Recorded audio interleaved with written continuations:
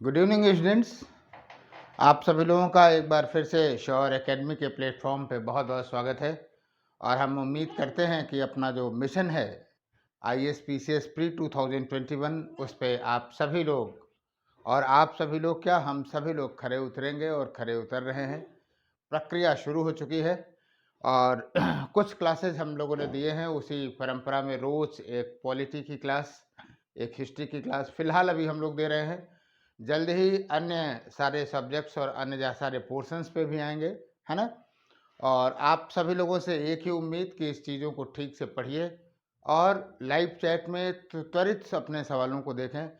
कभी कभी अगर मान लीजिए कि कोई टीचर बाय द वे उपलब्ध नहीं है तो परेशान होने की ज़रूरत नहीं है। बहुत सारी व्यस्तताएं हैं और जिम्मेदारियां हैं। तो आप कमेंट बॉक्स में अपने प्रश्नों को रख दें, क्योंकि कमेंट बॉक्स में जो चीज़ें आप लिखेंगे वो हमारे पास हर हाल में पहुंचेंगी और हम उसका जवाब देंगे। तो इसके पहले की क्लास में हम लोग बौद्ध धर्म भाग 1 देखे थे और बताया था ना कि बौद्ध धर्म का डायमेंशन बहुत ज़्यादा है अगर आप पढ़ें तो। और पिछली क्लास में हमने बौद्ध धर्म के सामान्य परिचय सिद्धांतों की बात किया था। आज हम देखेंगे बौद्ध धर्म का विकास कैसे हुआ, संगीतियाँ कैसे हुई, बुद्ध के कुछ शिष्यों की भी चर्चा करेंगे, शिष्याओं की भी चर्चा करेंगे, है ना। तो उसी चर्चा को, उसी क्रम को हम लोग आगे बढ़ाते हैं। और एक बार फिर मैं इस बात को कहूँगा कि ये कार्यक्रम इसलिए है कि आपका एक पॉजिटिव फ्रेम ऑफ माइंड बने, और इस पॉजिटिव फ्रेम ऑफ माइंड के लिए ये जो हम लोगों ने प्रयास किया है, जो एफर्ट किया है, उसमें आपका भी सहयोग चाहिए और अधिक से अधिक बच्चे इससे लाभान्वित हो सकें। तो आप सभी लोग आप इसे सोशल मीडिया के प्लेटफॉर्म पे ज़रूर शेयर करें, है ना। और ये एक स्वस्थ प्रतिद्वंदिता है। ये नहीं सोचिएगा कि अरे सर हम शेयर कर देंगे तो वो जान जाएंगे और फिर हम कंपटीशन से बाहर हो जाएंगे। नहीं, ये क्या होता है कि आप जब पॉजिटिविटी लाते हैं तो हर जगह पॉजिटिविटी जब दिखाई देती है तो क्या होता है कि वास्तव में रिजल्ट भी पॉजिटिव आता है ना। रियल कंपटीशन पता चलेगा, अच्छे लोग जुड़ेंगे और वो भी लाभान्वित होंगे। और जब बच्चे भी ज़्यादा रहते हैं, कमिटेड रहते हैं, तो टीचर्स पे भी एक बात का वो रहता है कि विशेष उत्तरदायित्व आ जाता है कि नहीं वो और बेहतर करे, राइट। तो आप लोग इसे शेयर भी करिएगा, अधिक से अधिक लोगों को जोड़ने का भी प्रयास करिएगा। तो हम लोग शुरुआत करें। तो इस मिशन की शुरुआत में करते हैं। आज हम लोग चर्चा करते हैं बौद्ध धर्म के द्वितीय पहलू। आगे के पहलू पे हम चर्चा करेंगे। पिछली एक सवा घंटे की क्लास हमने लिया हुआ है, तो बौद्ध धर्म के द्वितीय भाग की बात हम चर्चा करेंगे। और जिन लोगों ने किसी भी वजह से इसके पहले जो संस्कृति और विरासत का जो भाग है वो ना देखा हो तो उसे भी देखेंगे और फिर जो है इसे भी देखेंगे, तो कॉन्सेप्ट क्लियर रहेगा। और जितनी चर्चा मैंने यहाँ किया है, विश्वास करिए कि कल्चर इससे बाहर जाने वाला नहीं है बौद्ध धर्म पे या किसी भी सेगमेंट पे जिस पे हम चर्चा करेंगे। और अगर इससे बाहर जाता है तो याद रखिएगा कि वो 10% वालों में से है कि वो किसी को फिर नहीं आएगा। तो कहने का मतलब है, ये सारी बातें इसलिए कह रहा हूँ कि आप बस कॉन्फिडेंस में रहें कि जो हम चीज़ें पढ़ रहे हैं, जो चीज़ें जान रहे हैं वो अल्टीमेट है, इससे बाहर कुछ भी नहीं है। तो आइए बात करते हैं, कुछ बात करते हैं हम लोग बौद्ध संगीतियों का। और टॉपिक हम लोग देखते हैं कि कैसे बौद्ध धर्म का आगे विकास हुआ। बौद्ध धर्म का विकास हुआ स्पेशली गौतम बुद्ध के महापरिवार परिनिर्वाण के बाद बौद्ध धर्म का विकास कैसे हुआ।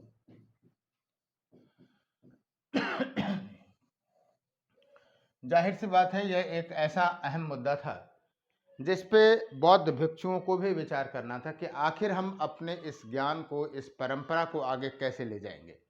और इसके लिए बौद्ध संगीतियां आयोजित की गई, बुद्धिस्ट काउंसिल्स आयोजित की गई। बौद्ध संगीतियों का क्या उद्देश्य है, क्या काउंसिल्स है। आपको एक बात बताऊं, बौद्ध धर्म हमने कहा ना कि जो पढ़ा रहा हूं ऐसा नहीं कि इसके बाहर सब्जेक्ट सारा खत्म हो जाएगा। डायमेंशंस तो बहुत हैं, हम स्पेशली उन चीज़ों को फोकस कर रहे हैं जहां से सवाल बनते हैं। वास्तव में बुद्ध के समय में ही संघीय जीवन में अभी चर्चा करूंगा, कल भी एक क्लास और लूंगा बुद्धिस्ट कल्चर पे, और फिर आपको लगेगा कि हाँ अल्टीमेट है, अब इससे ज़्यादा जानने की ज़रूरत नहीं है ना। तो बौद्ध जो संघीय जीवन था उसमें चातुर्मास होता था, 4 महीने जो था, जो बरसात के जो समय रहते थे उस समय बौद्ध भिक्षु जो है वो बौद्ध धर्म का प्रचार प्रसार नहीं करते थे। शेष 8 महीनों वो देश के विभिन्न भागों में बौद्ध धर्म के सिद्धांतों का प्रचार प्रसार करते थे, मिशनरी, एक मिशन के रूप में। और उन 4 महीनों में जहां वो वर्षावास जिसे कहता था, वो विभिन्न स्थानों पर, बिहारों में जब वो रुकते थे, तो वहां वो अपने अनुभव शेयर करते थे, अपनी गलतियां शेयर करते थे। और ये एक सामान्य चीजें होती थी, एक लक्ष्य निर्धारित किया जाता था कि आगे क्या होगा। तो कहने का मतलब ये है कि एक तरह से संघीय जीवन जो था, वो एक तरह से लोकतांत्रिक प्रक्रिया का वो था, भाग भी था। तो अब जब गौतम बुद्ध की मृत्यु हो गई, तो उसके बाद बौद्ध भिक्षुओं ने संगीतियां की, और वो समय समय पर संगीति होती रही है। और इन संगीतियों का उद्देश्य यही था, उन बिंदुओं पर विचार करना कि बौद्ध संघ का विकास कैसे हो। जाहिर सी बात है, संगीतियों में जब आप विभिन्न विद्वान मिलेंगे, तो कुछ मुद्दों पर मतभेद भी होगा, और मतभेद की वजह से गुटबंदी भी होगी, अलग अलग संप्रदायों का उदय होगा। एक बार फिर मैं आपको बता दूं कि जब हमने आपको एक कॉन्सेप्ट बताया था धर्म, संप्रदाय और पंथ का, याद होगा? एक बार फिर से याद दिला देता हूं कि धर्म एक बड़ा डोमेन है। बौद्ध धर्म के बेसिक सिद्धांत बौद्ध धर्म के संदर्भ में सुन लें, जान लें, तो फिर बात ही क्या है। बौद्ध धर्म चल ही रहा है। तो जैसे मान लीजिए कि बौद्ध धर्म की जब भी बात होगी, बेसिक सिद्धांतों की जब भी बात होगी, तो सबसे पहले चत्वारि आर्य सत्यों की बात होगी। 4 आर्य सत्य कल ही बताया था ना, दुख, दुख समुदय, दुख निरोध, दुख निरोधगामी प्रतिपदा। उसके बाद मध्यम मार्ग की बात होगी, अष्टांगिक मार्ग की बात होगी, प्रतीत्य समुत्पाद की बात होगी। These are the basic things of the Buddhism and there is no dispute among any community, any संप्रदाय एंड पंथ ऑफ द बुद्धिज्म। बौद्ध धर्म के किसी भी संप्रदाय और पंथ के संदर्भ में इन मुद्दों को लेकर के, over these issues there is no difference, right, and that's why they all are the part of Buddhism. वो सभी बौद्ध धर्म के संप्रदाय बौद्ध धर्म के अंतर ही आते हैं। इतनी मेरी बात क्लियर हो गई होगी। और मैंने आपको बताया कि बौद्ध धर्म में सामान्य सिद्धांतों पर धर्म में क्या होता है, संबंध, आम सहमति होती है, लेकिन कुछ इश्यूज में क्या होता है कि अंतर होने लगता है। तो वो जब मतभेद होने लगता है, तो यहां से संप्रदायों का उदय होता है। संप्रदाय, और संप्रदाय के अंदर कई बार पंथ तक का भी उदय हो जाता है। तो ऐसे बौद्ध धर्म, संप्रदाय और पंथ का बात है। तो फिलहाल आइए हम लोग बात करते हैं प्रथम संगीति। और आपको बताऊं कि घुमा फिरा कर अगर आप देखेंगे, तो इन संगीतियों से बहुत सारे सवाल पूछे जाते हैं। एक जो अब तक नहीं पूछा गया, वो यही कि डेट कभी नहीं पूछा गया, है ना। और आप लोग हमेशा डेट एंड इवेंट्स को लेकर के बड़े परेशान से रहते हैं कि सर डेट नहीं बताए, कहीं गड़बड़ ना हो जाए, कुछ पूछ ही ना ले। ऐसा नहीं था। फिलहाल एंशिएंट में डेट तो बहुत ही कम महत्वपूर्ण रहा है। फिलहाल जो प्रथम बौद्ध संगीति हुई अजातशत्रु के मृत्यु के पश्चात जो बुलाई गई, वो आपको बताएं। चलिए, सबसे कम महत्वपूर्ण इसलिए ऊपर ही लिख दे रहा हूँ, 483 ईसा पूर्व। न कभी पूछा गया, ना पूछा जाएगा। स्थान हमेशा पूछा जाएगा, राजगृह के सप्तपर्णी गुफा में। सप्तपर्णी गुफा में हुआ। सॉरी, जो शासक था, बताने की जरूरत है, आप सभी लोगों को पता है। ये वो तत्व है जिन्हें आप बहुत अच्छे ढंग से जानते हैं। और वास्तव में इसके जो अध्यक्ष थे इस संगीति के, वो महाकश्यप थे। बुद्ध के बहुत बड़े शिष्यों में से थे, प्रमुख शिष्यों में से थे महाकश्यप।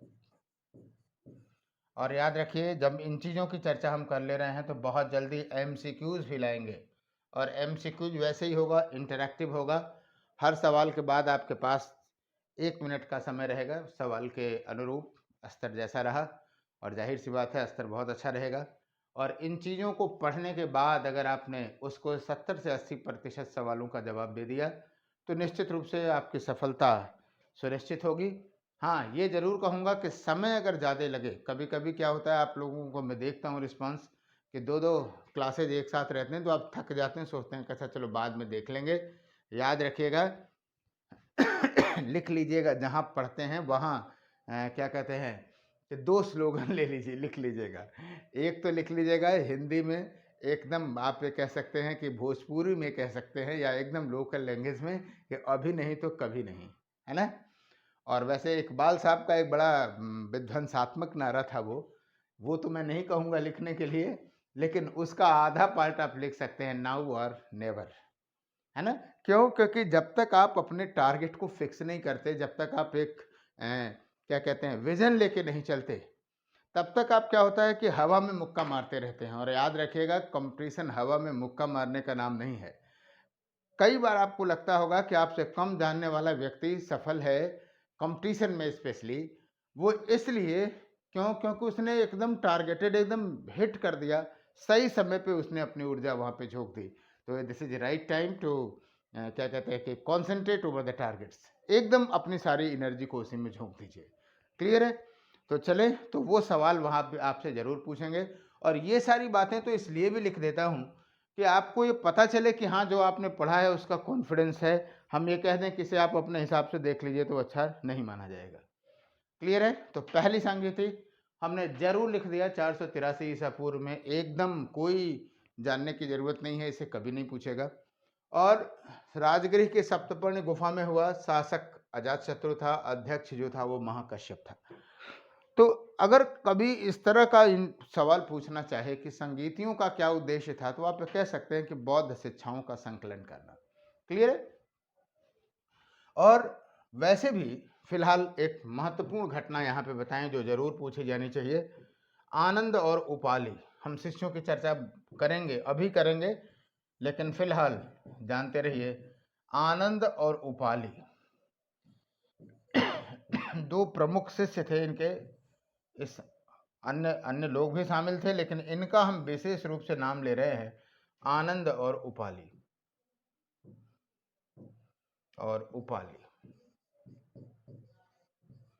और वास्तव में इन्होंने सुक्त पिटक की रचना की या संकलन किया, और इन्होंने क्या किया, विनय पिटक। और जब बौद्ध साहित्य की चर्चा होगी, आज तो नहीं होगी, कल ही हो पाएगी, लेकिन ये जरूर पूछा जाता है कि सुक्त पिटक क्या है, विनय पिटक क्या है, अभिधम्म पिटक क्या है। तो जो बौद्ध सुक्त पिटक में बौद्ध की शिक्षाएं हैं, विनय पिटक में बौद्ध भिक्षुओं के लिए नियम हैं। और आप जानते हैं कि बौद्ध धर्म की जो गौतम बुद्ध ने जो शिक्षाएं दी, वो प्रायः आनंद को संबोधित थीं। ऐसा क्यों था? क्योंकि आनंद उनके निजी परिचारक थे। तो जब भी कुछ होता था तो वो आनंद को संबोधित करके कहते थे कि हे आनंद, सुनो ऐसी ऐसी बातें, है ना? तो उस संदर्भ में उन सारी बातों को कहते हैं। आपको बताऊं, बौद्ध दर्शन, बौद्ध धर्म, खुद गौतम बुद्ध बहुत ही तार्किक दृष्टिकोण को मानते थे। एक बार की बात है कि बुद्ध ने स्पष्ट कहा था, किसी प्रश्न पे ऐसे ही कहा कि हे आनंद, हमें हमारे शिष्यों को या तुमको कोई बात इसलिए नहीं मानना चाहिए कि क्योंकि तथागत ने कहा है, बल्कि इसलिए मानना चाहिए क्योंकि वो तार्किक दृष्टिकोण से सही है ना?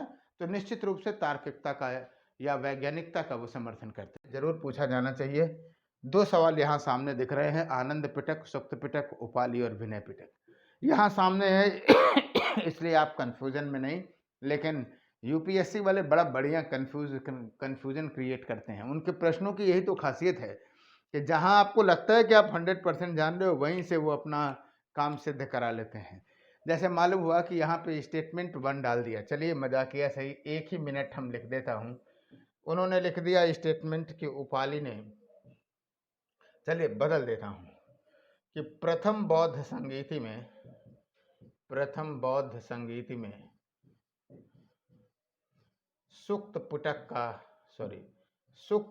का संकलन हुआ। और स्टेटमेंट 2 आप देखेंगे कि तृतीय बौद्ध संगीत में विनय पिटक का संकलन हुआ। जाहिर सी बात है, आंसर आपके सामने है तो आप बहुत आसानी से कर सकते हैं, पूछने की भी ज़रूरत नहीं है। ABCD में केवल एक सही, केवल 2 सही, दोनों सही, दोनों गलत।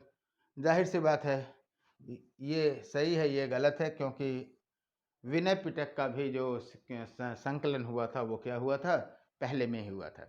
लेकिन जाहिर सी बात है जब यूपीएससी पूछेगा तो एक पहले का उठाएगा तो एक तीसरे का उठा लेगा, चौथे का उठा लेगा। तो कहने का मतलब ये है कि सवाल यहाँ बन सकते हैं, इसके लिए आपको अलर्ट हो जाने की ज़रूरत है।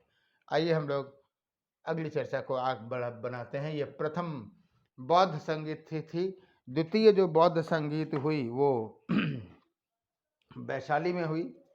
और हम हमेशा कहते हैं कि एंशिएंट में एवं मेडुअल में भी डेट की जानने की ज़रूरत नहीं है, तो अन्यथा अतिरिक्त लोड लेने की ज़रूरत नहीं है इसमें कि डेट भी आप ध्यान में रखें। द्वितीय जो बौद्ध संगीत है वो हुई वैशाली में। स्थान जरूर जाने, संगीत हुई वो हुई, स्थान लिखें वैशाली में, वैशाली में, राइट। और इसके जो क्या कहते हैं कि अध्यक्ष थे, साबक मीर का नाम आता है अध्यक्ष, पूछा जाएगा, सुमेलित करवाया जाएगा। साबक मीर, कभी कभी सर्वकामिनी भी नाम मिलता है, कोई बात नहीं, साबक मीर या सर्वकामिनी। और हम ये उम्मीद करते हैं, लिख जरूर दे रहे हैं, लेकिन हम ये उम्मीद करते हैं कि जिसने कल्चर या बुद्धिज्म को थोड़ा बहुत भी पढ़ा है तो निश्चित रूप से वो जानेगा ही, है ना। और जो शासक का नाम था वो कालाशोक, शासक का नाम कालाशोक। मगध साम्राज्य में पढ़िए, कल्चर को देखिए, राजनीति तो हम एक दो क्लास में ही पूरी राजनीति ही लपेट देंगे। लपेट देने का मतलब यह है कि उन सारी बातों को 2 क्लासेज में आपको बता देंगे, जिसके लिए आप परेशान रहते हैं महीनों कि राजनीति पढ़ ले, ये कर ले। नहीं, हम केवल कुल बिंदुओं को, फोकस बिंदुओं को सिर्फ 2 क्लास में 2-2 घंटे के, 4 घंटे में पूरा एंशिएंट क्लियर हो जाएगा। लेकिन अब आप सोचिए कि 4 घंटे में पूरा वो बताने के लिए कह रहा हूँ, और 3 क्लास तो हमने आपको इसी में दे दिया, किसमें, बौद्ध पे ही दे दिया, कल्चर की तो बात ही क्यों, क्योंकि यहाँ ज़रूरत है, यहाँ पे सवाल पूछे जाएंगे। तो मगध साम्राज्य में था वो था, और शासक जो था वो क्या था, कालाशोक था। इसकी जो इस संगीत की जो सबसे प्रमुख घटना रही वो जानिए कि जो बौद्ध धर्म है वो 2 भागों में बट गया, 2 भागों में बटा, भागों में बटा। कौन कौन से थे वो, अभी हम संप्रदायों की चर्चा करेंगे तो एक बार फिर करेंगे, लेकिन यहाँ जरूर जानते रहिए, स्थविर एवं महासांघिक। बहुत कंफ्यूज होते हैं आप लोग, तो एकदम जानते रहिए। अगर बौद्ध धर्म का विभाजन स्थविर और क्या कहते हैं कि सांघिक में कैसे, कब बटा, तो द्वितीय बौद्ध संगीत को आपको पता होना चाहिए। और वास्तव में स्थविरों का जो है नेतृत्व किया किसने, महाकच्चायन ने, महाकच्चायन ने। और बाकी ये महासांघिक का तो चल ही रहा था। ये उज्जैन में इनका हुआ, स्थविरों का, है ना, नेतृत्व इसमें किया। अब सवाल इस बात का है कि स्थविर और महासांघिक कौन थे या क्या डिवीजन था इसमें, क्योंकि हीनयान और महायान तो बहुत फेमस है, स्थविर और महासांघिक नहीं रहा है। तो वास्तव में जानते रहिए कि स्थविर वे थे जो कि बौद्ध धर्म की शिक्षाओं में, दीक्षाओं में कोई परिवर्तन नहीं चाहते थे। वो चाहते थे कि जो बुद्ध ने कह दिया वही 100% सही है, इसमें किसी भी शिक्षा को समयानुकूल जोड़ने की आवश्यकता नहीं है। परिवर्तन के ये विरोधी थे, है ना। और महासांघिक वो थे कि जो उनको ये लगता था कि नहीं, समय के साथ साथ उसमें परिवर्तन होना चाहिए। वैसे भी बुद्ध ने तार्किक बातों को जोड़ने की बात हमेशा कही है। तो ये हो गए, आप कह सकते हैं पारंपरिक या रूढ़िवादी हो गए, और ये थे जो थे वो क्या थे, प्रगतिशील हो गए। आगे चल करके जब आप चौथी संगीति में देखेंगे तो यही स्थविर और महासांघिक हीनयान और महायान में बदल जाएंगे, है ना। तो क्लियर है। फिलहाल हम इन संप्रदायों की चर्चा बाद में करेंगे। आइए तीसरी बौद्ध संगीति की बात करते हैं, थर्ड बुद्धिस्ट काउंसिल। जो तीसरी बौद्ध संगीति हुई वो पाटलिपुत्र में हुई। तृतीय बौद्ध संगीति,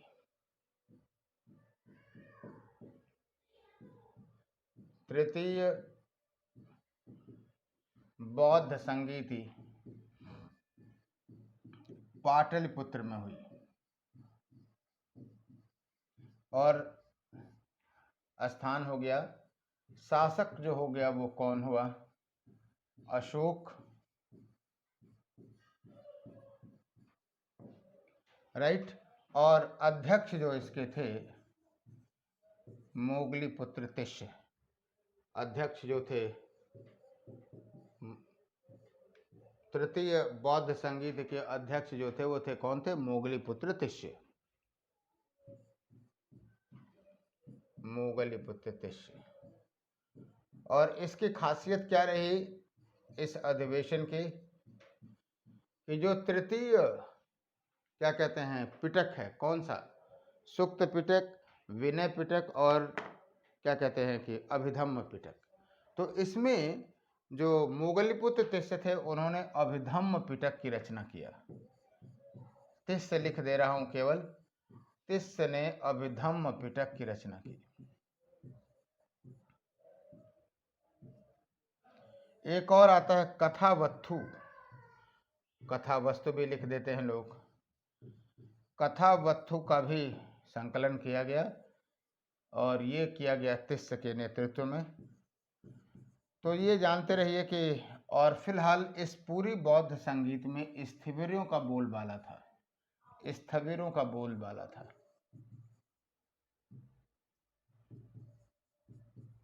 स्थविरों का बोलबाला था। वास्तव में अभिधम्म पिटक क्या है? बौद्ध धर्म के सिद्धांतों की आध्यात्मिक व्याख्या। लिख लेंगे, लिख लीजिएगा।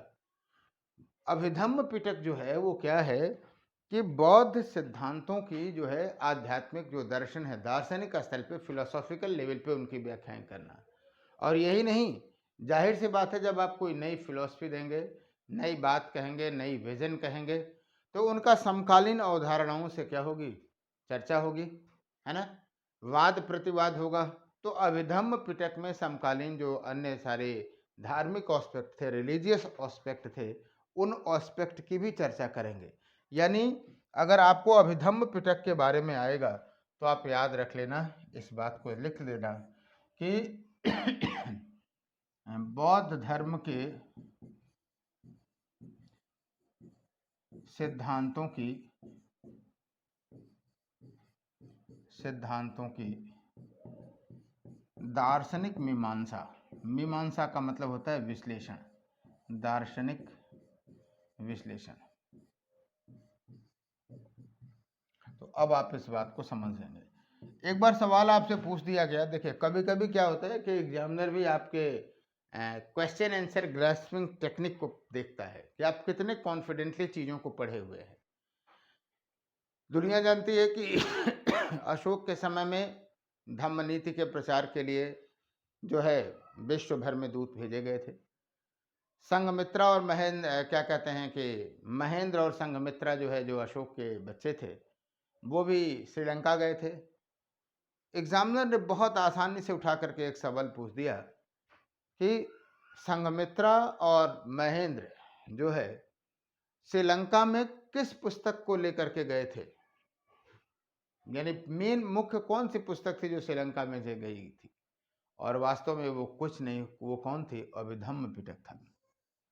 तो अभिधम्म पिटक, और आप जानते हैं कि श्रीलंका में बौद्ध धर्म इतना फेमस हुआ, हालांकि बौद्ध धर्म केवल श्रीलंका में नहीं है, श्रीलंका है, कोरिया है, जापान है ना, तिब्बत है, बहुत जगहों पे बौद्ध धर्म की पताका या बौद्ध धर्म के सिद्धांत फैले। क्यों फैले इसकी हम चर्चा आगे इसी कार्यक्रम में करेंगे। लेकिन श्रीलंका में बौद्ध धर्म के प्रचार प्रसार के लिए क्या है कि अभिधम्म पिटक जो है एक महत्वपूर्ण भूमिका थी उसकी, राइट। तो ये जानते रहिएगा कि अभिधम्म पिटक को वहाँ पे भी ले जाया गया था। और याद रखिएगा, बौद्ध धर्म अंतर्राष्ट्रीय संबंधों में भी कहीं न कहीं एक पॉइंट और एक आधार व्यक्त कर जरूर रखता है, क्योंकि जिन देशों में बौद्ध धर्म है, एक तो उसका मध्यम मार्ग का सिद्धांत हमेशा क्या कहते हैं कि पॉपुलर रहेगा, है ना। अतिवादिता, चरमपंथ तो किसी को नहीं अच्छा लगेगा, तो वो उसका मूल अवधारणा, और प्लस सांस्कृतिक रूप से जो इंटरकनेक्टेड हैं वो अवधारणा, तो आप ये कह सकते हैं कि बौद्ध धर्म ने अंतर्राष्ट्रीय संबंधों को आधार प्रस्तुत किया। ये यूपीएससी का सवाल आया हुआ है, किसमें? ऑप्शनल लेवल में आया हुआ है, लेकिन कल्चर है, कल्चर को जिस तरह से हाईलाइटेड किया जा रहा है, यही सवाल आके पूछ सकता है मेंस में, तो हम लोग खैर वहाँ चर्चा करेंगे। अभी जो हमारा मिशन है वो क्या है? प्रीलिम्स है, और उस मिशन से कहीं भी किसी भी रूप में हमें जो है क्या कहते हैं कि विचलित नहीं होना है। अब आइए हम बात करते हैं सॉरी चौथी बौद्ध संगीत की, फोर्थ बुद्धिस्ट काउंसिल। और एक बात जरूर कहूँगा यहाँ पे, क्योंकि बार बार हम कह रहे हैं फोकस करने की बात, चौथी बौद्ध संगीति। दो चीज़ें मैं आपसे यहाँ शेयर करना चाहता हूँ। पहली बात कि यूपीएससी से जुड़ी सारी चीज़ें, जितने भी एस्पेक्ट हैं, चाहे वो सामान्य हिंदी हो, चाहे सामान्य अंग्रेजी हो, चाहे वो निबंध हो, ऑप्शनल्स हो, जीएस हो, वो सब हम प्रयास करेंगे कि गुणवत्ता के स्तर पर गुणवत्तापूर्ण अध्यापन आपको मिले, और आप इन वीडियोस की सहायता से ये निष्कर्ष निकाल सकते हैं।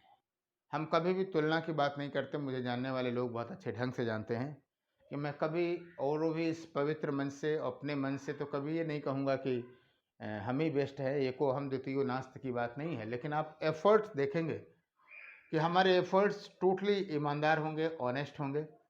और ऑप्शनल्स की तो बहुत बड़ी संख्या है, उतनी तो मैं नहीं दावा कर सकता, लेकिन जीएस है, हिंदी है, प्री मेंस की निबंध है, इन सारी चीज़ों पे हमारा ये प्रयास रहेगा कि हम आपको एक समयबद्ध और एक उचित कार्यक्रम दे सकें। और सोशियोलॉजी और इतिहास, हिस्ट्री ऑप्शनल चल ही रहा है, सोशियोलॉजी में उसका एक नया बैच भी बहुत जल्दी मैं लाने वाला हूँ, 2-3 दिन 4 दिन के अंदर ही मॉडर्न हिस्ट्री से ले आऊँगी। शुरू हो ही रही है, वो भी हो चुकी है आज से। तो कहने का मतलब ये है कि सोशियोलॉजी और हिस्ट्री, ये 2 विषय तो 100% आपके सामने हैं।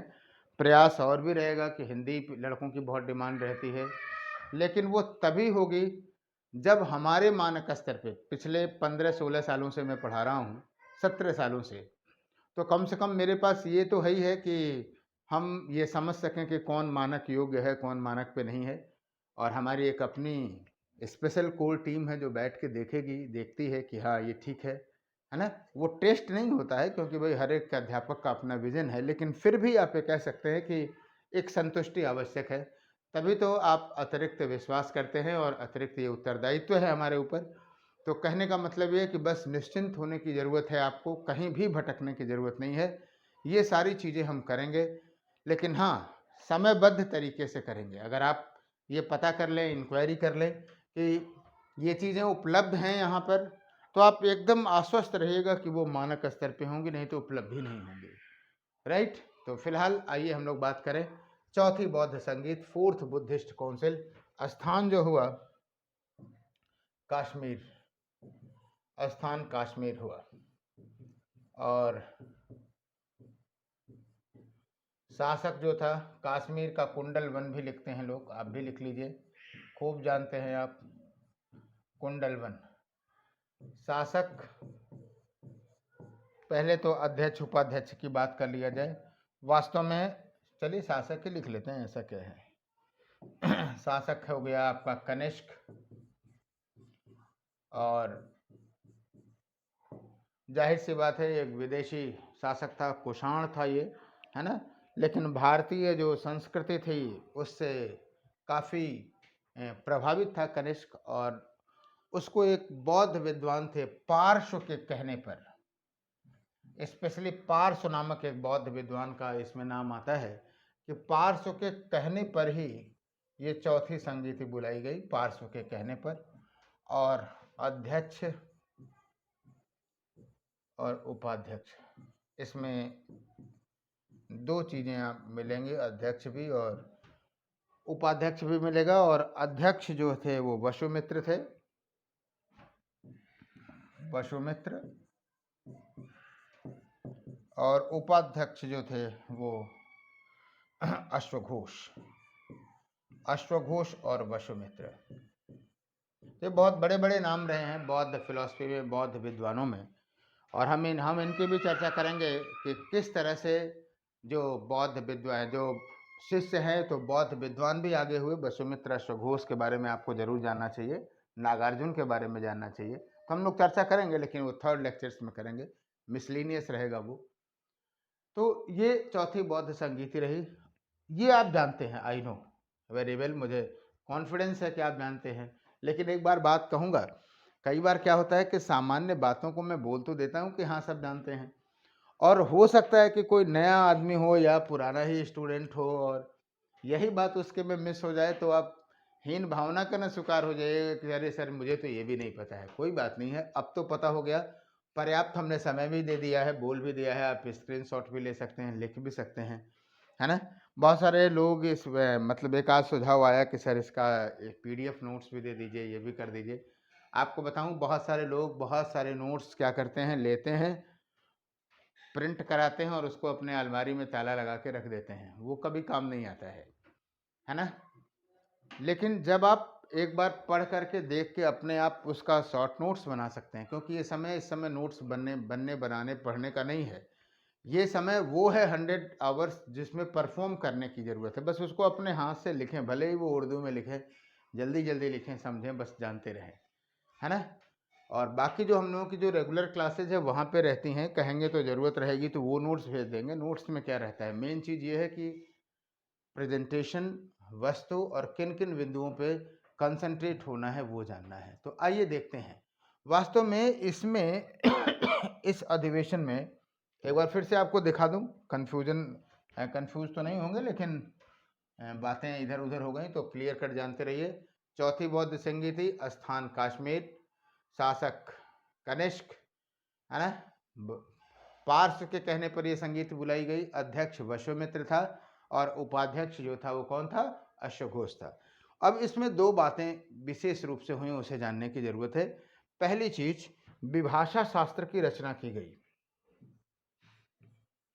विभाषा शास्त्र, क्या बात है, बताओ बेटा, विभाषा शास्त्र क्या है, विभाषा शास्त्र।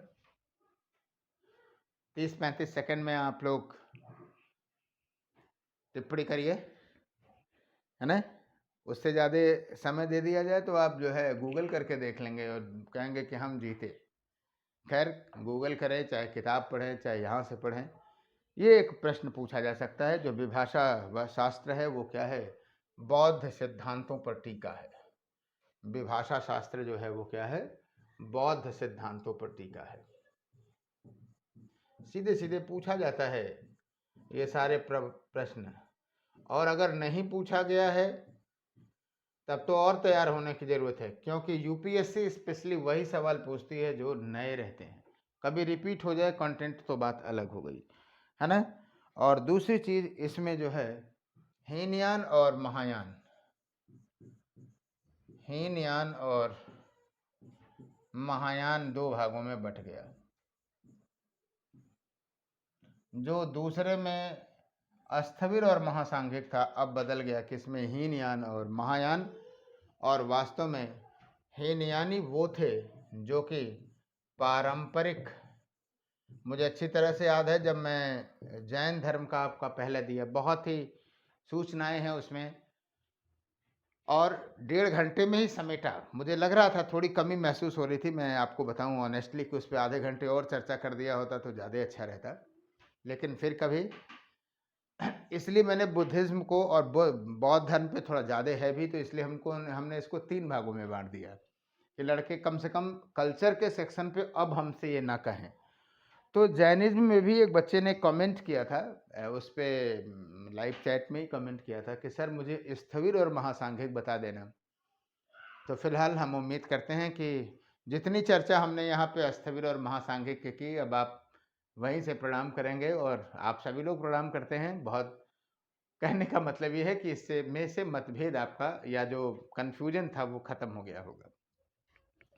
तो हीनयानी जो थे, वो यान का मतलब मार्ग समझिए, हीनयानी और महायानी।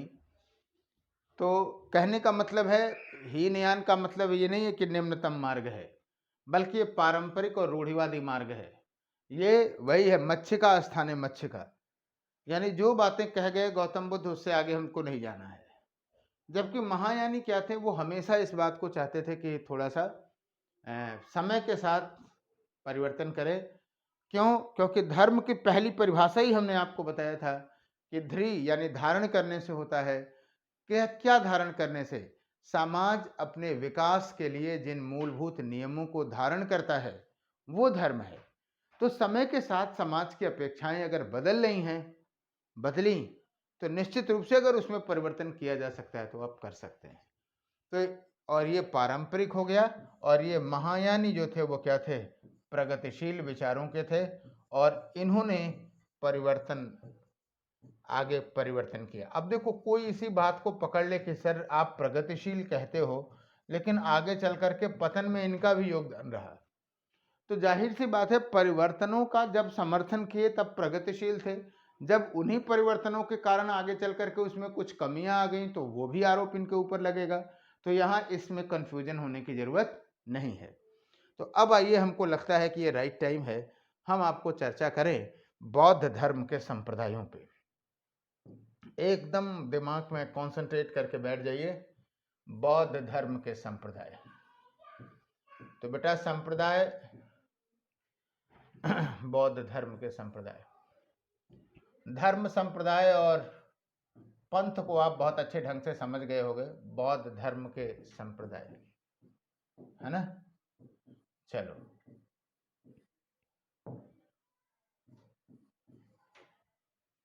और एक बात थोड़ा सा रोक रहा हूं, आप समझ लीजिए। आज के 2 साल पहले के जो सोशल वैल्यूज थे, जो सामाजिक मूल्य थे, और आज के जो सामाजिक मूल्य हैं, जो कोरोना के बाद के मूल्य हैं, आपके सामने परिवर्तित हुए हैं कि नहीं हुए हैं? समाज ने अपने ही सिद्धांतों में समयानुकूल चुनौती के कारण परिवर्तन किया कि नहीं किया? किया। कुछ स्वैच्छिक किया, कुछ डंडा मार के करवाया गया। राज्य इसीलिए होता ही है, राज्य भी तो जनता के कल्याण के लिए है, कल्याणकारी राज्य है तो। और जब उसकी विशद चर्चा करेंगे तो बहुत अच्छे अच्छे डायमेंशन भी निकल करके आएंगे। तो हम उसको विषयांतर है इसलिए यह नहीं चर्चा कर रहे हैं, है ना?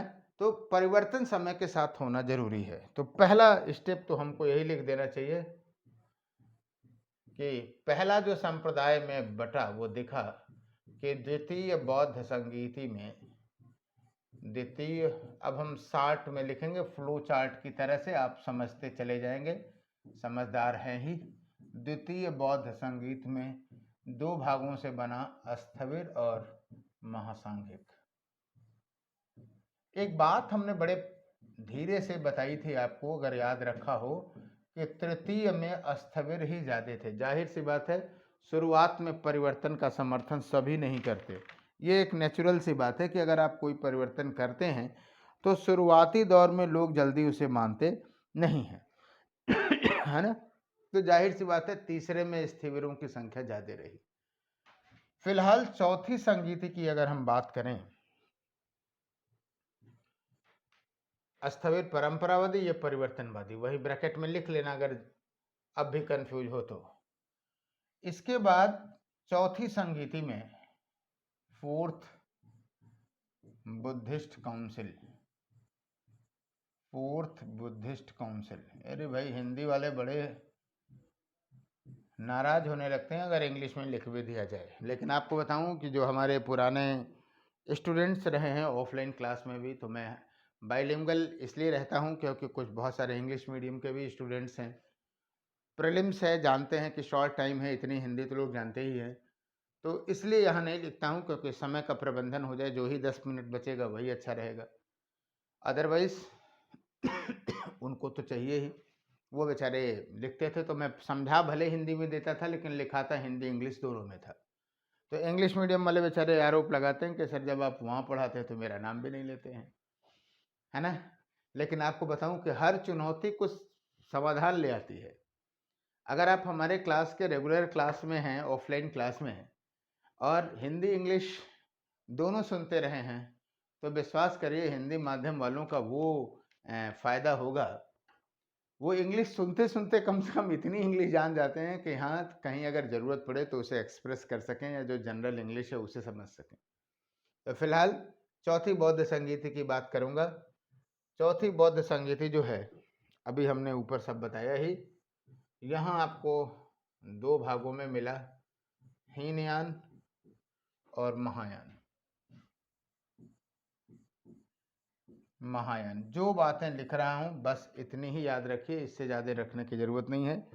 हीनयान में आपके कई संप्रदाय आपको होंगे। हीनयान को भी कहा गया श्रावकयान। श्रावकयान, कहीं भी कन्फ्यूजन हो तो ज़रूर मैसेज करिएगा, तुरंत मैं प्रयास करूंगा, इस पे कुछ लिख भी दूंगा। टेलीग्राम ग्रुप भी हो गया है, टेलीग्राम लिंक है, और उस पे आप लोग गुड मॉर्निंग, मैंने कोई रिस्ट्रिक्शन नहीं लगाया है, ना कोई फ़ोटो, ना कोई साईं महाराज, ना कोई बजरंग बली। परीक्षा में सभी जो है कमिटेड हुई है, कमिटेड टू एक्सीलेंस वाली बात है। अदरवाइज़ तो मुझे परमिशन रोकने में आप जानते हैं 2 मिनट लगेगा, वो अच्छा नहीं लगता है मुझे कि आप हमारे इस लेवल के स्टूडेंट हो और मैं आपको रोकूं। तो आप वहाँ पे अपने प्रश्न की चर्चा कर सकते हैं, या कभी कोई अच्छा विचार आ गया रिगार्डिंग दिस टॉपिक तो आप लिख सकते हो। जब तक वो परीक्षा अनुकूल रहेगा मेरी तरफ से कोई रिस्ट्रिक्शन नहीं रहेगा, जिस दिन रहेगा उस दिन कर दूंगा। तो आप उस टेलीग्राम लिंक को भी ज़रूर ज्वाइन करें, है ना। और फेसबुक लिंक है, फेसबुक लिंक से आप जुड़ सकते हैं। एकेडमी का भी पेज है, ब्लॉग का भी ऑप्शन अभी नहीं दिया है लेकिन वो भी दे दूंगा मैं। तो कहने का मतलब ये है कि ये सारी बातें सिर्फ इसलिए कि उठते बैठते केवल एक ही लक्ष्य, सिविल सेवा के प्रति आप एक्टिव रहे, है ना। तो चलिए, और सोशल मीडिया का इससे बेहतर प्रयोग भी नहीं कर सकते हैं आप। जो ऑनलाइन एजुकेशन जो आया है, तो निश्चित रूप से इसका एक सकारात्मक पक्ष तो ये है ही। तो श्रावकयान हीनयान को कहा गया, और वास्तव में इसके भी दो भाग थे। हीनयान के दो लड़के हुए, दो सेक्शन हुए, सॉरी। पहला हुआ वैभाषिक, वैभाषिक एकदम ध्यान में रखिएगा। और दूसरा हुआ, बहुत सारे लड़के इसको पढ़ते भी नहीं है, जानते भी नहीं है, लेकिन कभी कभी छोटा सा भी, थोड़ा भी अगर आप जानेंगे ना तो काम हो जाएगा। और दूसरा हुआ सौत्रांतिक, सौत्रांतिक। तो जो वैभाषिक है इसका मूल विषय है विभाषा शास्त्र। बताओ क्या कठिन है। इनका जो मेन डेवलपमेंट का आधार है वैभाषिक का, वो क्या है, विभाषा शास्त्र है। और ये स्पेशली कहाँ हुआ, कश्मीर में हुआ। यहाँ लिख दूं, लिख देता हूँ, समझ जाओगे तुम लोग। इसका स्पेशली हुआ कश्मीर। और भाई कई बार हम बोलते समय एकदम से ध्यान नहीं देते, तो आप लोग चाहो तो इसका स्क्रीनशॉट भी ले सकते हो। वैभाषिक पूरा हो जाए तब इकट्ठे लेना। और जो विभाषा शास्त्र, इसके जो प्रमुख आचार्य हैं आपको बताऊं, धर्मत्रात, जो नाम पहले लिया जाएगा वो प्रमुख होगा ही, धर्मत्रात, राइट। उसके बाद धर्मत्रात के बाद आप देखेंगे घोषक, वसुमित्र, घोषक, वसुमित्र, घोषक, धर्मत्रात हो गए, घोषक हो गए, वसुमित्र हो गए, और एक नाम और आता है इसमें, बुद्धदेव।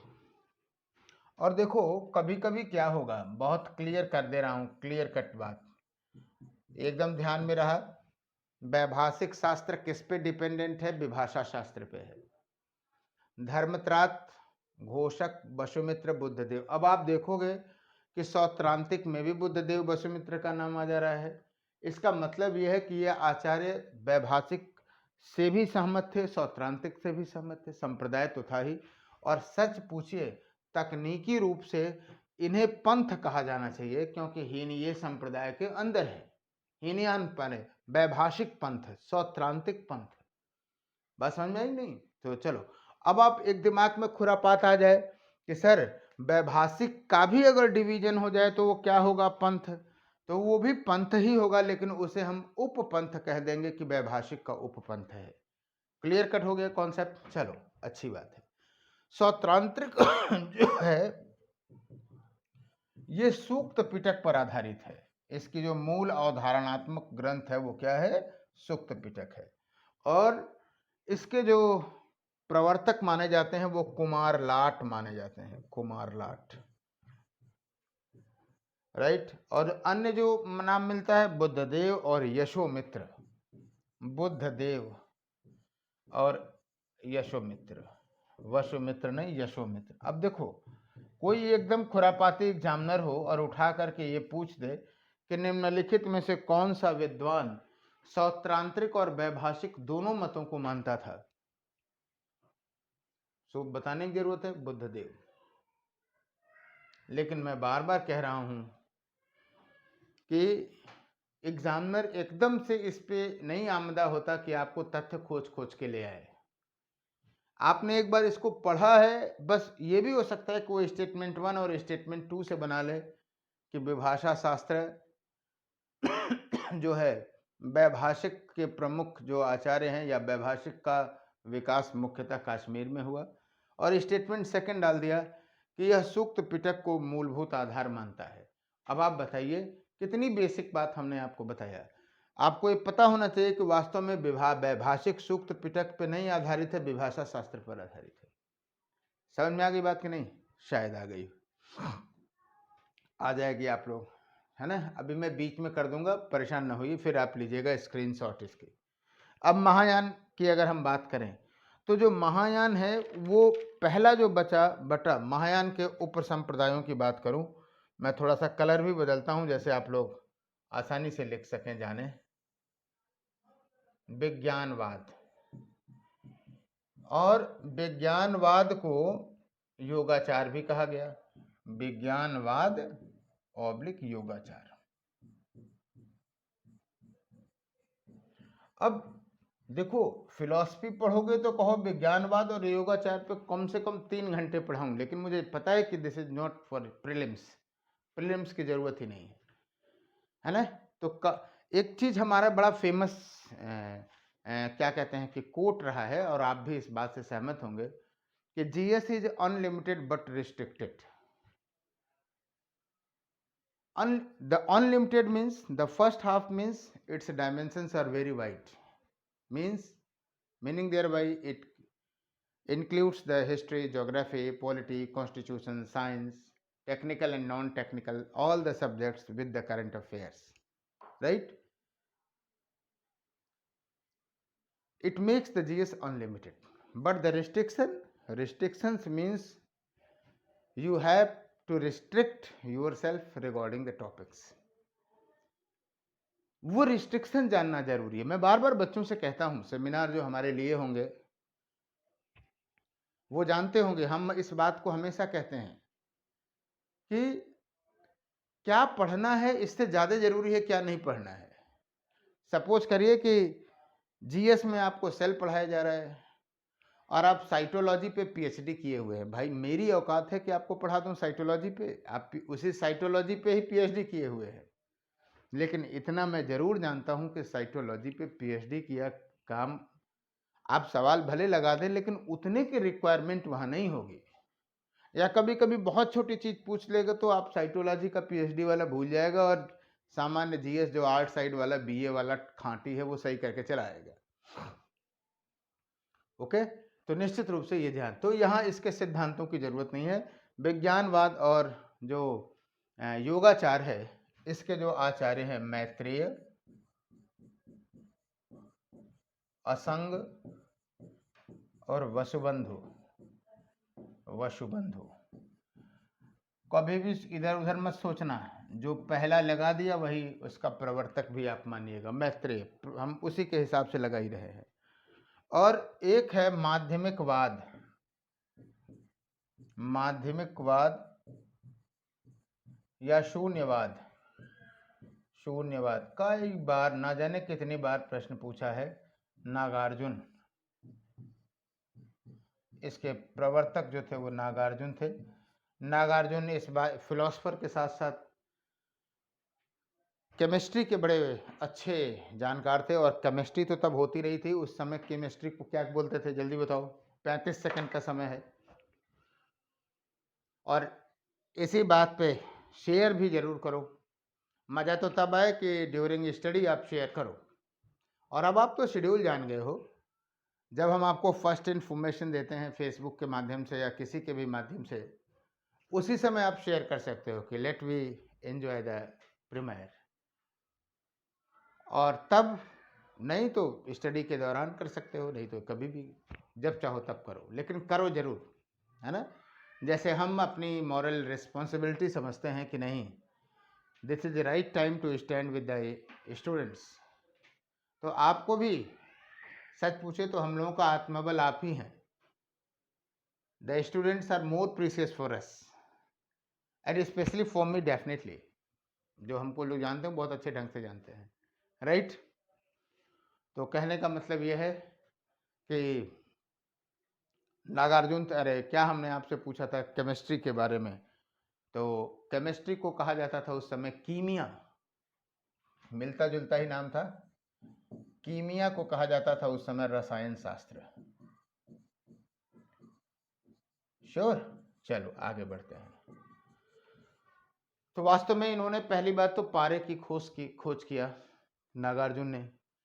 शून्यवाद तो जो है तो बताया ही, और प्रज्ञा पारमिता सूत्र, माध्यम कारिका, इनकी बहुत फेमस रचनाएं हैं। मध्यम कारिका इसी से मिलता है, प्लस प्रज्ञा पारमिता सूत्र, पारे की खोज किया। प्लस इन्होंने ये बताया कि जो वो होती है, क्या कहते हैं, धातुओं की प्लेटिंग होती है, एक धातु का कलर दूसरे पे चढ़ता है ना। तो वो होता है जैसे 1 ग्राम सोने वाले आर्मेंट्स जो भी होते हैं वो क्या होते हैं, कोटिंग से ही होते हैं। तो माध्यमिकवाद और शून्यवाद है। तो नागार्जुन थे। नागार्जुन के बाद आप कुछ लिखें कि चंद्र की आर्यदेव चंद्र कीर्ति, कुछ एक आध नाम और लिख लिया जाए, आर्यदेव चंद्र कीर्ति, चंद्र कीर्ति। अच्छा, अब आपको मैं एकदम पर्पज बता दे रहा हूं, तब और बढ़िया से होगा। शांतिदेव। आप ये कह सकते हैं कि सर अभी तक तो हमने यही पढ़ा कि नागार्जुन साहब को याद कर लीजिए मामला खत्म हो जाएगा। मैं भी नहीं चाहता हूं कि यही मामला खत्म हो जाए, लेकिन यूपीएससी जब कभी आपसे पूछेगी तो पूछेगा, निम्नलिखित बौद्ध आचार्यों पर विचार करें। असंग, नागार्जुन, चंद्रकीर्ति, शांतिदेव, निम्नलिखित में से कौन शून्यवाद का प्रवर्तक था या शून्यवाद का समर्थक था? ऑफ कोर्स गलत कर जाओगे। और इसको अगर 1-2 बार देखे रहोगे तो विश्वास करो आपको रटोगे नहीं तो भी हो जाएगा। तो अब राइट टाइम है, आप इसे क्या करिए, मैं स्क्रीन से ही बाहर हो जा रहा हूँ 10 सेकंड के लिए, आप इसका स्क्रीनशॉट ले लीजिए और ये शॉर्ट में ही बहुत सारी चीज़ें आपको मिल जाएंगी यहाँ से, राइट। ओके, अभी आगे और भी बढ़ेगा, ऐसा नहीं है कि इतने ही रहे। माध्यम विज्ञान, वाद योगाचार, इसके मिले। आपको बताऊं आगे चल कर के कुछ अन्य संप्रदायों का उदय हुआ। ये आपने डिवीजन देखा। इसके बाद कुछ 8वीं संप्रदायों में, अभी एकदम कंफर्म रहोगे, ये पंथ हैं, आगे संप्रदाय आपको दिखाई देंगे। वज्रयान, सॉरी,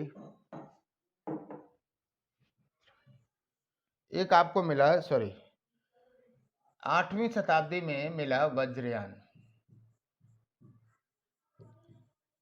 9वीं शताब्दी में आया काल चक्रयान, काल चक्रायन या काल चक्रयान, काल चक्रयान। और 11वीं शताब्दी में मिला सहजयान। ये संप्रदाय थे।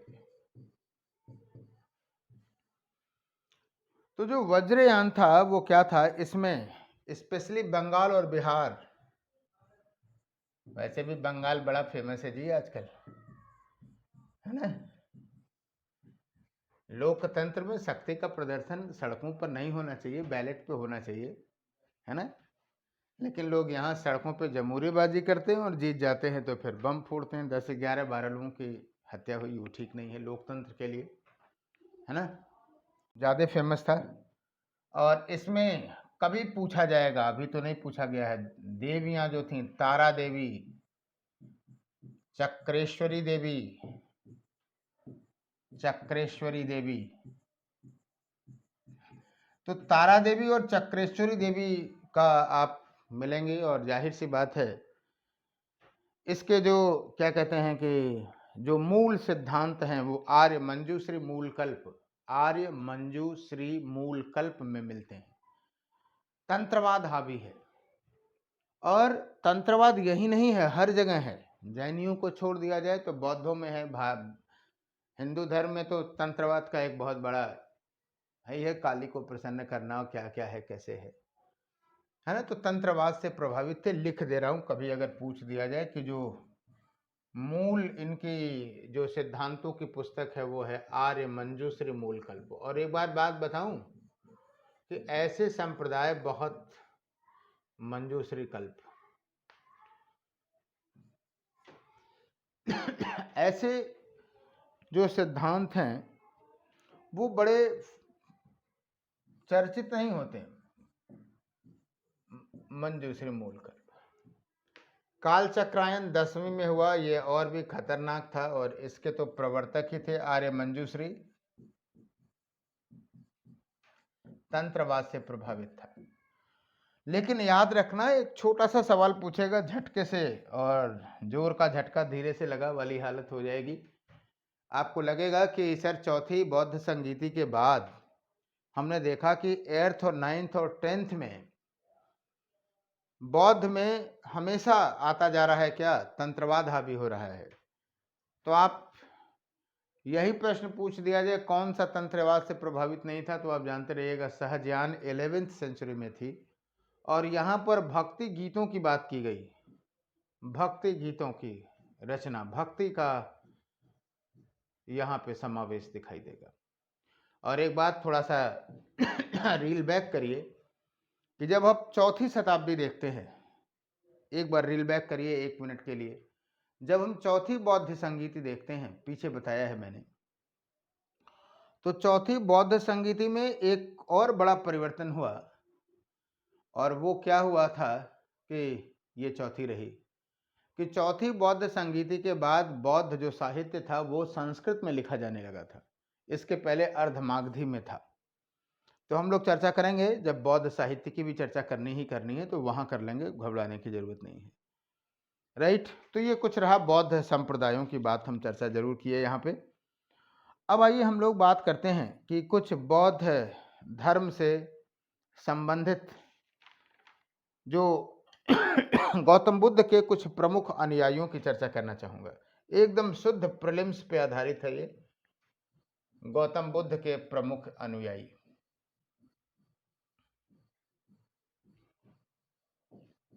प्रमुख अनुयायी कुछ को आप जानते हैं, कुछ को आइए फिर से हम लोग रिमाइंड करते हैं। जैसे सारिपुत्र, याद आया?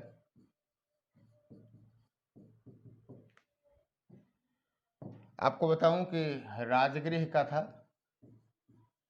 ब्राह्मण था, और आप कह सकते हैं कि सर उच्च कोटि का साधक था, विद्वान था, बौद्ध सिद्धांतों में गहरी निष्ठा थी। गौतम बुद्ध कहते थे कि मतलब सूर्य चंद्रमा बदल जाए, बहुत सारी चीजें, प्रकृति जो आपको प्राकृतिक रूप में दिखती है वो बदल जाए, ये संभव है, लेकिन गौतम इसका क्या कहते हैं, सारिपुत्र का बौद्ध धर्म में जो निष्ठा है वो नहीं बदल सकती है। और जब ये मरा तो आपको बताऊं कि बुद्ध के जीवन काल में ही इसकी मृत्यु हुई। बौद्ध साहित्य में तो परिनिर्वाण वर्ड लिखा जाता है, बुद्ध के जीवन काल में परिनिर्वाण हुआ, इसका काल में परिनिर्वाण। जो महापरिनिर्वाण है वो कहते हैं, उसके लिए परिनिर्वाण कहा गया सारिपुत्र के लिए, है ना। चलिए, दूसरा एक नाम था बहुत ही चर्चित, शायद हमने चर्चा किया था, मोदग्लायन का। ये भी उच्च कोटि का दार्शनिक था, मोदग्लायन। और एक अजीबोगरीब बात थी, राजगृह का था, ब्राह्मण था, और हमने बोला ना कि कुछ ऐसी चीजें जुड़ गई जो ध्यान को आकर्षित करती हैं। वो ये कि सारिपुत्र का जो जन्मदिन था वही उसका भी जन्मदिन था। सारिपुत्र जिस दिन वो बौद्ध संघ में आया उस दिन मोदग्लायन भी आया, और जिस दिन सारिपुत्र मरा उस दिन उसकी भी मृत्यु हो गई। तो ये मिथक्स हैं, मिथ्स हैं, और संयोग भी कोइंसिडेंस कह सकते हैं। तो ये भी राजगृह का ही था। आइए अगली बात करते हैं। अगला जो बहुत आनंद की बात करेंगे। आनंद की भी हमने चर्चा किया है। अब तो सारी चर्चाओं को आप समेट लेंगे और बहुत अच्छा लग रहा होगा, कॉन्फिडेंस आएगा। मैसेज बताइएगा, पर्सनली मैसेज करिएगा आनंद, कमेंट्स में लिखिएगा कि कैसी लगी क्लास आपको। निश्चित रूप से आपको इम्प्रूव करेगी ये। आनंद जो था वो गौतम बुद्ध का भाई था, और सबसे बड़ी बात ये थी कि ये जो बौद्ध धर्म की बुद्ध की शिक्षाएं हैं, आप जानते हो, मैंने एक बार फिर से लिखाया इस बात को कि बौद्ध धर्म की जो शिक्षाएं हैं वो आनंद को संबोधित हैं, आनंद को संबोधित है। एक लाइन आ रही है, याद आपको बता दूं, कभी प्रश्न पूछे तो। जब अंतिम समय में गौतम बुद्ध बीमार हुए और शिष्य लगे रोने इनके, तो उन्होंने कहा कि हे तथागत, तथागत ने कहा कि हे आनंद, मैं चला जाऊंगा या मेरा शरीर बहुत जीर्ण शीर्ण हो गया है, इस पे विलाप न करो। जो हमने कहा है वो आपका मार्गदर्शन करेंगे। तो निश्चित रूप से बौद्ध धर्म की शिक्षाओं की तरफ संकेत था, कहने का मतलब ये है। और ऐसे ही वो हर जगह लिखे हुए हैं, हे आनंद। और यही वजह है कि जो फर्स्ट बुद्धिस्ट काउंसिल हुई, अभी आपको हमने बताया कि फर्स्ट बुद्धिस्ट काउंसिल में प्रथम बौद्ध संगीत में इन्होंने क्या किया, सूक्त पिटक लिखा। सूक्त इंग्लिश में, हिंदी में, सब में ऐसे ही लिखा जाएगा, सूक्त पिटक लिखा। आनंद के बारे में बात हो गई है ना। चलिए, एक नाम आता है उपालि और सुनीति का। उपालि जानना बहुत जरूरी है, और क्यों जरूरी है आप लोग अभी बताता हूं। पहले एक एक लाइन की आप इंफॉर्मेशन लिख लीजिए। उपालि और सुनीति। और जब आप उपाल और सुनीति लिखेंगे तो हम अंगुली माल भी लिखेंगे, और जब आप अंगुली माल लिखेंगे तो हम तपस्य और भद्द का नाम लिख दे रहे हैं। तपस्य का, मल्ल का, सुभद्द का। याद आ रहा है ना, तपस्वी और मल्ल पहले शिष्य थे, सुभद्द जो था वो अंतिम शिष्य था। हम तो ये प्रमुख शिष्यों की बात कर रहे थे। आपको बताऊं, उपालि जो था वो नाई था, शाक्य कुल का नाई था। और आप लोग भी बार्बर, अब तो हेयर ड्रेसर हो गए, लेकिन गांव में परंपरा में नाई एक जाति होती थी जिसका काम ही यही था। हम लोगों के यहाँ अब भी है खानदानी, वो नाई है। और आप हंसेंगे, जैसे मान लीजिए कि अगर हम गांव पे हैं और बाल कटवाना है, अब तो वो नाई लोगों ने भी बार्बर शॉप कर ली। कभी कभी वो बड़े आग्रह करके बुलाते हैं कि भाई सर आप भी आइए, आप हमारे पास आइए, वहीं आइए। तो दुकान पे नहीं, लेकिन अगर हमने कभी कह दिया कि यार आ जाना, जरा घर पे ही आ जाना, तो घर पे आएंगे। और अब वो सामंत शाही नहीं रही, लेकिन घर पे आएंगे, पूरी आपकी दाढ़ी बाल जो भी बनाना होगा, बड़े प्रेम से, जो सामाजिक सौहार्द है उसमें खाना खाना, चाय पीना, जैसा समय हो, समय की बात है। पूछा जरूर जाएगा, ये नहीं है कि आप खाना खाने के समय में आए तो आपको चाय बना करके शहर में, है ना, वो वाला नहीं पूछा जाएगा कि आके खाएंगे कि खा के आए हैं कि जाके खाएंगे, नहीं। बड़े प्रेम से रहता है ये। तो कहने का मतलब ये है कि वो वहीं का था, और जब बुद्ध से मिला तो उसे भी दीक्षित किया उन्होंने। सुनीति जाति का भंगी था, ये भी बुद्ध का बड़ा प्रिय शिष्य था। ये बातें इसलिए बेटा बता रहा हूं। अंगुलीमाल डाकू था। डाकू मतलब आदिवासी, एसटी मान लीजिए, ट्राइबल। हम बातें सिर्फ इस बात को कहना चाहते हैं, एक प्रश्न उठाते हैं, और जानना जरूरी है कि बुद्ध, जैसे अगर आपसे पूछ दिया जाए कि बुद्ध जाति व्यवस्था के विरोधी थे, ऑफ कोर्स जो जाति व्यवस्था आ गई थी वो थे विरोधी। एक जगह विरोधाभास भी दिखाई देता है। क्यों? क्योंकि एक वेश्या थी और उसने अपने लड़के का नाम बुद्ध रखना चाहा और उन्होंने मना कर दिया। बौद्ध साहित्य में कई जगह बुद्ध, ये मतलब इस बात को मिलता है कि क्षत्रिय श्रेष्ठ हैं, ब्राह्मण नहीं। तो भाई कोई भी श्रेष्ठ है जन्म की वजह से नहीं है, है ना। तो मोटे तौर पर ये जाति व्यवस्था के क्या थे, वो थे, अरे विरोधी थे। और जो समाज के निम्नतम वर्ग थे उनके लिए भी इनका दृष्टिकोण बड़ा था। यही बात तो बताना चाहता था कि नाई हो, भंगी हो,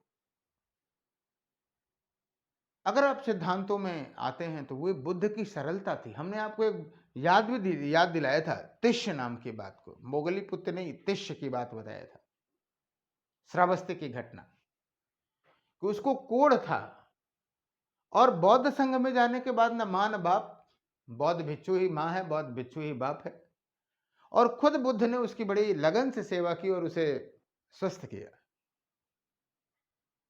तो ये हमारी संस्कृति को जानने का, यही तो जानने का असली समय है, क्योंकि हम विकास में संस्कृति से दूर होते चले गए हैं और संस्कृति से दूर होने पे बहुत सारी समस्याएं हुई हैं, है ना। और मैं विज्ञापन नहीं कर रहा हूं, लेकिन वास्तव में हकीकत बात यह है कि आज अपने समाज को और समाज के मूल्यों को जानने का सबसे सही समय है। आपको बहुत सारी समस्याएं जो विकास के नाम पे अपसंस्कृतिकरण हुआ है, वो उन समस्याओं का समाधान होगी, लेकिन संदर्भ दूसरा है वो, इसलिए हम ज्यादा वहां नहीं जा सकते। तो उसे भी शामिल किया। और आपको बताऊं, एक नाम मिलता है अनाध्य, अनिरुद्ध। अनिरुद्ध को भी जानो, क्योंकि मेरे जैसा आदमी रहेगा तो अनिरुद्ध भी पूछेगा निम्नलिखित में से कौन बुद्ध के अनुयायी थे। अनिरुद्ध ये नगर श्रेष्ठी का लड़का था। बताता हूं, परेशान ना होइए।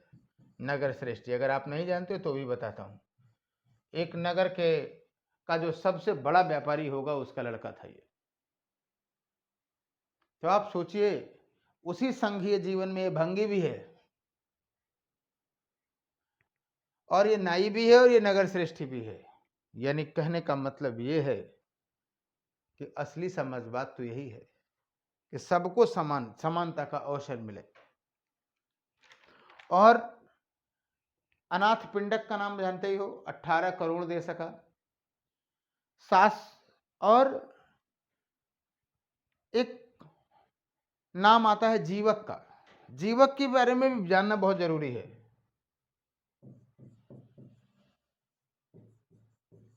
और कोरिलेट करिएगा आज के हिसाब से। आज के हिसाब से जीवक बहुत इंपॉर्टेंट है, पूछ भी ले तो गलत नहीं है।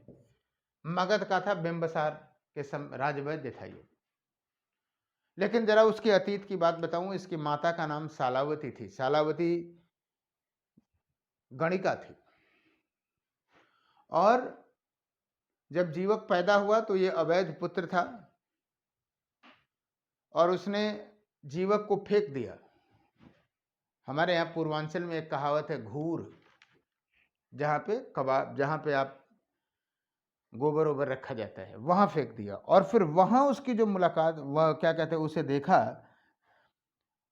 अभय, राजकुमार अभय मगध का था। कई सारे ऐसे थे, अजात शत्रु, अभय, हल्ल बेहल्ल बहुत सुने हैं, उसमें एक अभय भी था। और अभय इसको ले आया और उसका पालन पोषण किया और तक्षशिला भेजा पढ़ने के लिए। तक्षशिला को आप जानते ही हो कि पूरे वैश्विक जगत को, बताओ, विश्व जगत में पहला विश्वविद्यालय भारत ने दिया। और आज हम लोग संस्कृति नहीं पढ़ना चाहते वो। और जीवक के बारे में बात चर्चा हो रही थी यहाँ पे। औषधि शास्त्र को उसने पढ़ा, देखा, जाना। जब उसके आचार्य ने कहा कि अब तुम्हारा अध्यापन पूरा हो गया है, अब तुम्हारा परीक्षा है, टेस्ट है, उन्होंने बताया, कहा कि जाओ देखो इस परिवेश में कोई ऐसी चीज बताओ, चुन करके ले आओ जिसमें औषधीय गुण ना हो या औषधीय गुण हो। और कहा यह जाता है कि जीवक अगल अगल परिवेश की सारी पौधों पत्तियों को सबको ले आया और उसने कहा कि भारतीय वांग्मय में कोई ऐसी वनस्पति नहीं है जिसका औषधीय गुण ना हो। और आज कितने भी बड़े घर में चले जाओ, एसी, चमकती दीवारें, बड़ी बड़ी कारें, ये जरूर होंगी, लेकिन कार्नर में बाबा जी का कोरोनिल होगा, नहीं बाबा जी का कोरोनिल तो आयुष मंत्रालय का काढ़ा वाला होगा, गिलोय होगी, अश्वगंधा होगा, तुलसी होगा, अदरक होगा। डॉक्टर्स प्रिस्क्रिप्शन लिख के लिख रहे हैं कि जो आप स्टीम लेते हैं वो हल्दी का लें, तुलसी का लें। तो आज हम इन चीज़ों को जो भूल गए थे, आज लगता है कि नहीं, ये हमारी इम्यूनिटी बढ़ाने वाली हैं, प्राणायाम करें। ये हम अपनी बात नहीं बता रहे हैं कि हम सोशल मीडिया की बात बता रहे हैं। ये डॉक्टर त्रिहान सर का है ये कहना, मेदांता के डायरेक्टर उनका कहना है, एम्स के डायरेक्टर हैं उनका कहना, बड़े बड़े डॉक्टर्स इस बात को कह रहे हैं कि हमको ऐसे करना चाहिए, तब हमारी इम्यूनिटी बढ़ेगी। भारतीय संस्कृति में जो 10-10 हजार वर्ष की बातें लिखते हैं कभी कभी, वो पूंगा पंथ नहीं है, ठीक है, अतिशयवादिता है, लेकिन कहीं न कहीं उसमें कंटेंट में कुछ न कुछ बातें जरूर थी। तो फिलहाल जीवक रहा, राजवैद्य था। इसके बाद कुछ शासकों के नाम हम आपको बता दें, जैसे एक और भी नाम था, उसको यहाँ लिख देना चाहिए, महाकश्यप, सॉरी, ये भी था जिसने फर्स्ट बुद्धिस्ट काउंसिल का अध्यक्षता की। अब चलो हम कुछ बौद्ध शासकों की बात बताएं जिन्होंने बौद्ध धर्म के संरक्षण किया, जैसे बिंबसार, अजातशत्रु, है ना, प्रसन्नजीत।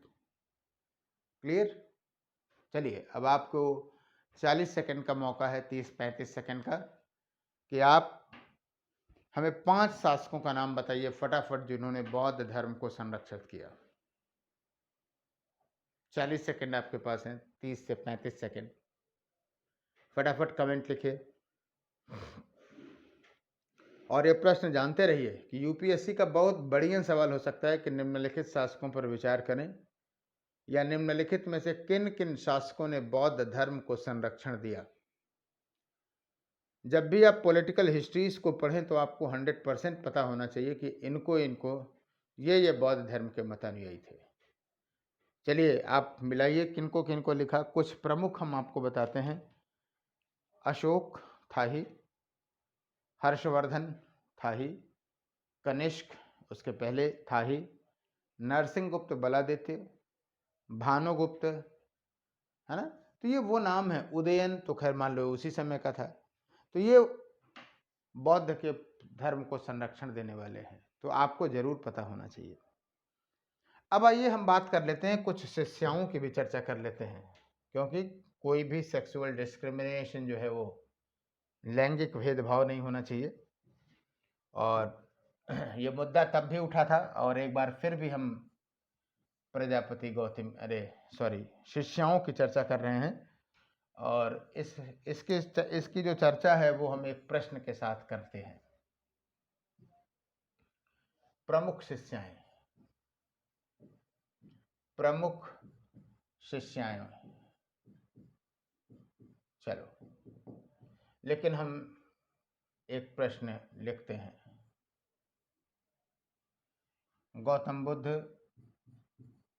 आप भी लिखते चलना, संघ में नारी प्रवेश के विरोधी थे।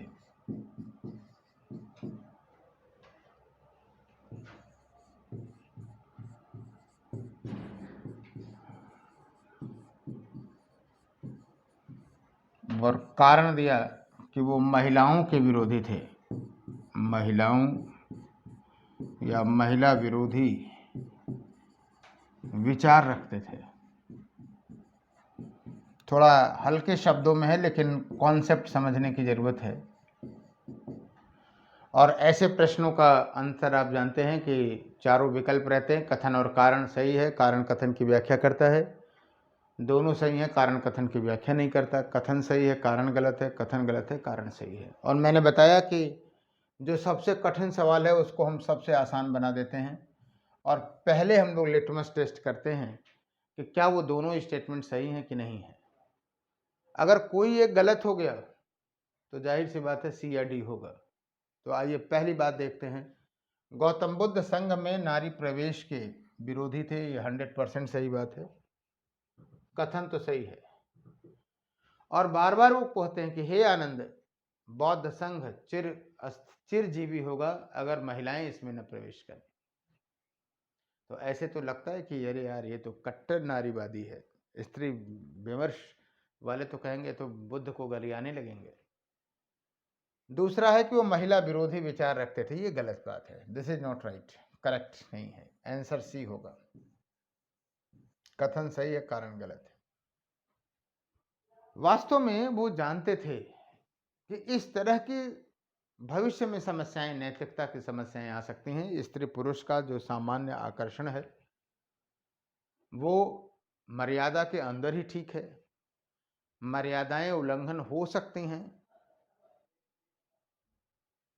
तो वहां एक प्रश्न आएगा, और आया भी आगे चल करके, है ना। आपको बताओ, बुद्ध के समय में ये एक बड़ा मुद्दा आया था कि एक महिला जो थी वो शिष्या बन गई और बाद में गर्भवती हुई। तो ये प्रश्न, नैतिकता का प्रश्न उठा, तो उसने अपने आप को साबित किया कि नहीं, मैंने छिपाया जरूर था, लेकिन मैं जब संघ में प्रवेश की तभी गर्भवती थी। और उस समय तो भाई प्रमाण को ही मान लिया जाता था जो कहता था। तो कहने का मतलब है कि इस तरह की चुनौतियां आगे चल करके आनी ही थी, इसलिए वो विरोधी थे। अदरवाइज उनका एक भी चिंतन जो है वो महिला के विरुद्ध नहीं है। वो केवल संघ में प्रवेश की बातें करते थे। फिलहाल क्रेडिट गोज टू आनंद। आनंद के कहने से ये प्रवेश मिला था। तो ये प्रश्न भी पूछ ले तो क्या हर्ज है कि बौद्ध संघ में शामिल होने का जो सबसे बड़ा जो समर्थक था वो कौन था? तो आप क्या जवाब देंगे? आनंद। फिलहाल कुछ के नाम ले लिख दें कि आप लिखोगे? चलो मैं भी लिख देता हूं, बताना। बहुत फेमस नाम है, महाप्रजापति गौतमी। ठीक है, पहचानते हो? मासी थी इनकी, इन्होंने ही पाला था। वैशाली में इनको मौका दिया गया। यशोधरा को जानते हो? पत्नी ही थी। नंदा को नहीं जानते होगे। नंदा कौन थी भाई? नंदा जो थी वो बुद्ध की चचेरी बहन थी। चचेरी बहन थी। ये भी आ गई। यशोधरा हो ही गई, महाप्रजापति गौतमी हो गई। एक बड़ा फेमस नाम रहता है खेमा का। छेमा या खेमा दोनों लिख देते हैं लोग। छेमा चलो लिख देता हूं। वास्तव में बिंबसार की पत्नी थी।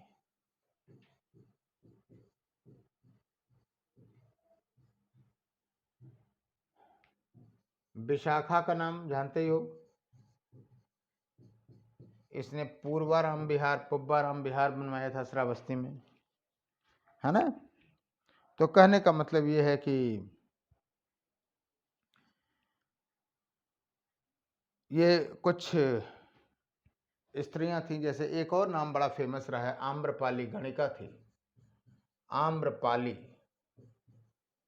वैशाली की गणिका थी, और ये भी जो है क्या कहते हैं कि बुद्ध की शिष्या थी। क्लियर है? तो कहने का मतलब ये है कि भिक्षुणी संघ के बारे में कुछ जाना। कुछ बुद्ध के समकालीन विरोधी भी थे, उनको भी जान लो। जैसे देवदत्त था। देवदत्त भी चचेरा भाई था, और उसने जो है क्या किया कि